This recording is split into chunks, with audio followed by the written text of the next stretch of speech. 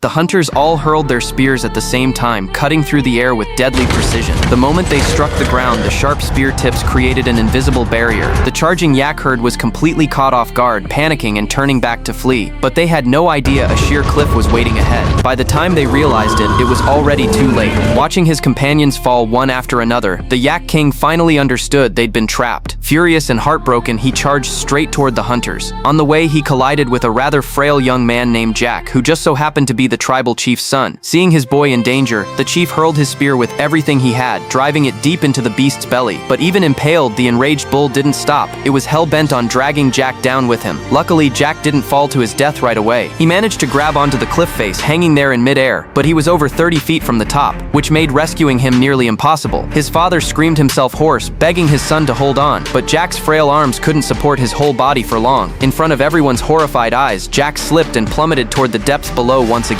From the mountaintop, his father kept calling his name through the day and into the night, but no voice ever came back. When he finally accepted the silence, the chief was shattered with grief. There was nothing left but the unbearable truth. His son was gone. But what they didn't know was that fate hadn't given up on Jack just yet. He hadn't fallen into the abyss. This time, he'd landed hard on a rocky ledge sticking out of the cliff. The stench of rotting flesh nearby drew in a hungry vulture. The scavenger swooped down and landed right on Jack's body, pecking viciously at his lips. The sharp pain jolted Jack awake. When he looked down, terror flooded his eyes. Beneath him was a bottomless drop, and the only way out was up. He started to climb, but suddenly his foot slipped, and once again he was left dangling in midair. This time there was nothing to grab onto, only exhaustion and the cold promise of death waiting below. Just when all hope seemed lost, a violent storm rolled in. Torrential rain poured down the cliff face, soaking everything. Through the chaos, Jack spotted one last glimmer of hope. As the rain kept coming, he clenched his teeth and held on for dear life until he couldn't anymore. Finally, when his strength was completely gone, Jack let go.